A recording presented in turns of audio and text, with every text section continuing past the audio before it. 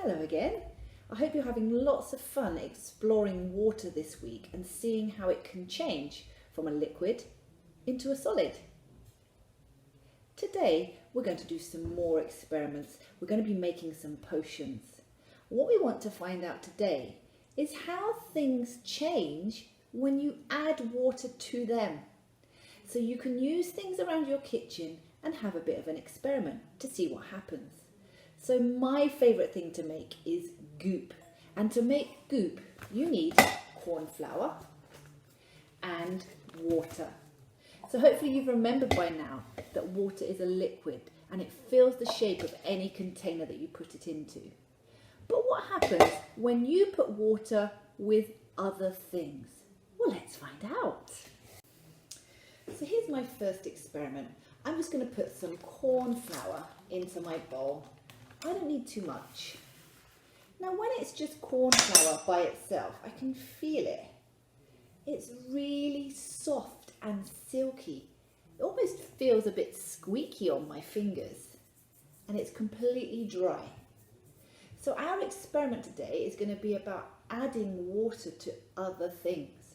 So here's my water, which I'm going to tip into my nice dry silky corn flour. And then I'm going to use my spoon to give it a bit of a stir to see if I can notice anything changing.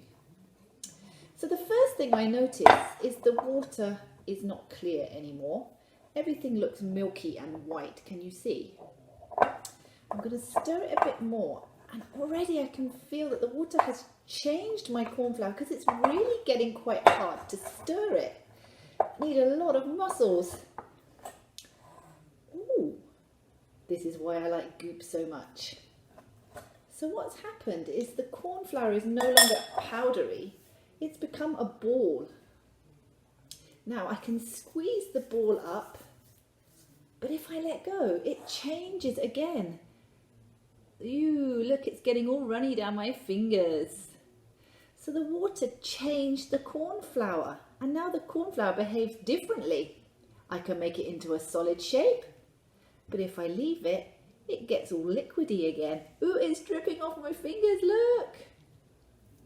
So there you go. Water did change my corn flour. It wasn't dry and silky anymore. It was sticky and goopy, and it ran down my hand and through my fingers.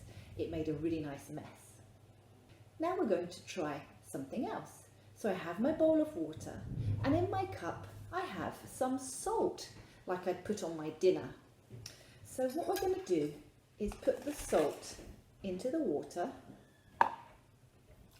and then we're going to see what happens. I'm going to show you how I can stir it. So I can still see the salt in my water, but something's happening. Oh,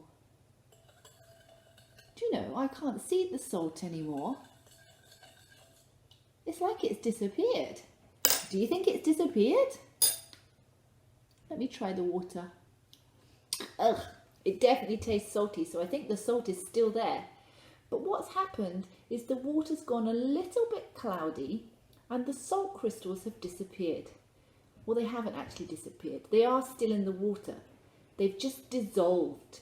So they're still there in the water, but you can't see it, but you can definitely taste it. So water can dissolve some things. Why don't you see if there's anything else in your kitchen that also dissolves? So I've just tried two things so far, corn flour and salt, just to see how water can change them. So here's your challenge today.